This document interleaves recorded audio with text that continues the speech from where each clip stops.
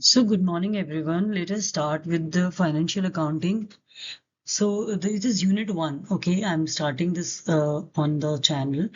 So in case if you like the video and you want to share with your friends, please do it because it's a very conceptual and very practical understanding of the concepts I will be giving. So let's start with this without delay.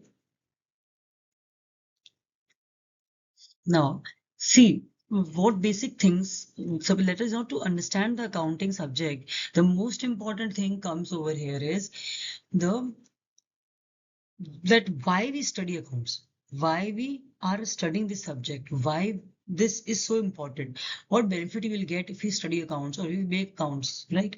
So the thing is, suppose you want to starting a business, you are starting a business, okay? So what all things you need to start the business? I think this is a concept which we are discussing right now. Okay. So what are the things which will help us to start our business? This land, you need something, somewhere to stand. Inventory, inventory means stock जो आपकी company का material है. Like if you are in the grocery business, what in the groceries, bread, milk, curd, yogurts, all these are the part of your inventory. Okay, so this inventory is a basic thing which your business is consisting of, right? So if business is of car manufacturing, then obviously aluminium, then your aluminium, then glass, and all those different parts of the car will be your inventory. Okay, so in that way. Now, factories obviously requires where you will manufacture the things, okay? Then vehicles you need for transportation to the delivery to the customer, machinery which are helping in making the product. Now, suppose you're making cars, so different parts of the car are being arranged and being pulled up by the machines together to make a car, right? So this is called again a machinery thing, which is an important thing. Like suppose you are in a candy manufacturing business, so you bought a machine which is manufacturing candies. So that machine is your most important thing over here. Okay. So this is way these things you require to start the business, right? Buildings, obviously you need buildings. So these are bank balance. So these are the very basic things you need to start the business. Now after writing this much amount and all those things of assets, these are called assets. Okay. So what concept comes to our mind? Let us say if we are doing the business and we are not checking on how much profit we are earning, how much loss is being incurred, whether the product is being sellable in the market or not, which product to be banned, which production of the product should be abandoned, and which product should be manufactured in the business. So ये सारे questions का जवाब देने के लिए मुझे बहुत जरूरी है कि मैं अकाउंट्स बनाना शुरू करूं. Because suppose karo, let us take a cotton mill, which is to be running for say 100 years, you're running the business. You're not making record of any concepts of profit or loss or anything. So will you be able to understand where you're lacking? Will you be able to understand what is your financial position of the business? Will you be able to understand how much actually you are earning? So to identify all these things, we are preparing the accounts. We are studying accounts, right? So this is another thing. So first basic thing is all the things you need to start the business is these of. Okay. Now, how to come about that business is performing? Now you do not understand how the business is performing to know about the financial position of the business. Okay. And it helps in understanding the sustainability of the business. Sustainability means whether the business will be able to survive in the future or not. Know about the profit or loss incurred, helps in knowing the resources at the disposal of the company. We have certain resources, those assets which you studied in the previous slide.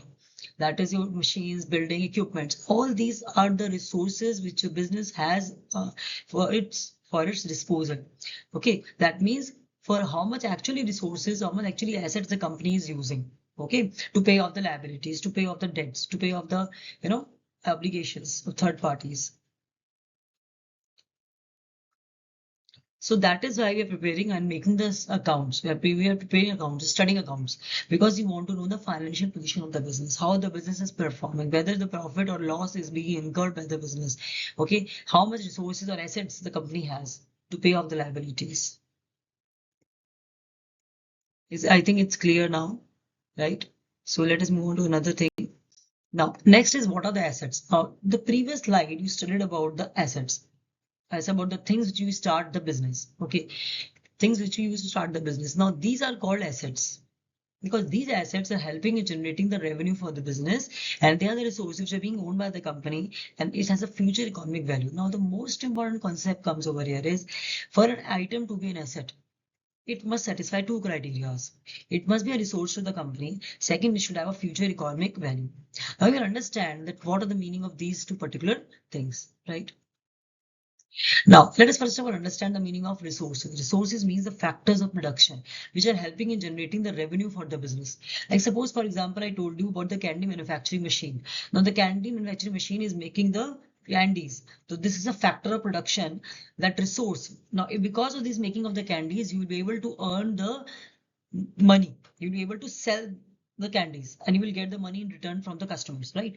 That means it is generating revenue for the business or not? Yes. So that candy manufacturing machine is a resource. Understood? For example, machinery. Now, with the help of machinery, you are suppose making the cars, right? So that machinery will be the resources. That will be the factor of production. Because of this, you are able to produce cars, you are able to make cars, and because of this, you are able to earn money. So this is your resource. Understood? The factor of production. Now, second concept is future economic value. Future economic value is also known as a resale value. Let us say after using the machinery for let's say 10 years, the machinery gets inefficient or becomes becomes of less quality. Okay, and then what will happen? You will sell it at certain cost. That is the residual value or the salvage value or the future economic value. That is the amount of money which the customer is willing to pay for that asset at some point in the future. Suppose let's say after 10 years, if you're selling this asset, it will not be the same, it will not be sold at the same price and it was purchased, right? So it will be sold at a price of let's say 50,000. Okay, and the machinery costing was there for say 5 lakhs. So you will get only 50,000 after 10 to 15 years. Okay, so this 50,000 is your future economic value, the salvage value, the residual value, or the some value which the customer is going to pay for it to buy it. Okay. Now this is again we are discussing about the car manufacturing business. You can see over the machines over here. These machines are used to produce cars. Used to assemble the parts of the cars and then it is made. So these all plastic, steel, glass, in gearbox cases, transmission housings, engine cylinder heads, aluminum drive housings, flywheels, engine rocks, and piston rods. These all are the resources of production. They all are the things which are used in the producing of the cars, right? So this is all known as resources. It is known as assets. They all have a future economic value. After a certain period of time, they can be sold for a certain amount, and if they become inefficient or they become less quality, they become of less quality. So that is why we can sell it and we can earn some money. Okay, so I think the two concepts of So let us start with the case of type of assets. So type of assets are the fixed assets and current assets. So fixed assets, basically the assets which are used for the business for long-term use. They are not purchased with the purpose of intention to sell. They're not purchased with an intention to resale. Okay, they are purchased with the intention to make a revenue on the profits of the business. That means they serve you for more than a year, right? And current assets are those assets which can be converted into cash within a period of 1 year. What does it mean? That means it is helping you to know about the liquidity position, short-term liquidity position of the company, whether the company is able to meet the day-to-day obligations of the business or not, right? Because of the help of current assets, it can meet its obligations. See, it has cash at its disposal, it has bank balance at its disposal, it has investments or deposits which are for a period of only 1 year, like 1 year FD or 1 year bonds you purchase, right? Inventory that is also perishable inventory, or inventory which gets outdated after 1 year. We all know this, right? So inventory is again a short-term asset, a current asset, cannot be a long-term asset, right? You cannot just have the inventory, like suppose say fruits, somebody has a fruit business, it will be perishable, right? Then if somebody has inventory of let's say any electronic items, those electronic items get obsolete or outdated out after a period of 1 year. Okay, some inventory and other inventories which can be easily converted into cash. So this is a short-term asset, is serving you for less than a year, right? Now, fixed asset, basically land, machinery, building, these all are the fixed assets or long-term assets or the Basically those assets which are purchased with the intention, not with the intention to resale, but they are purchased for long-term use for the business, right? So this is again an important thing to understand.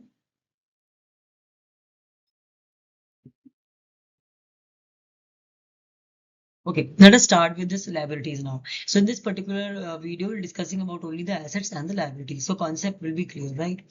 Now, see, the RAM is running already. I will also recommend that you should have a pen or a copy with you so that we can easily understand the concepts.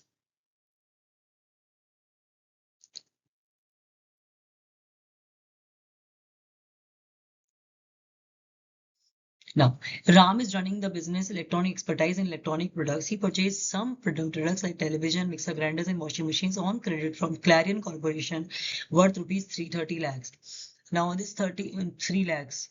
Sorry, that is 3 lakhs. Now, Ram is liable for the Clarion Corporation for rupees 3 lakhs, and the liability of the Ram to Clarion Corporation is 3 lakhs. Now, see.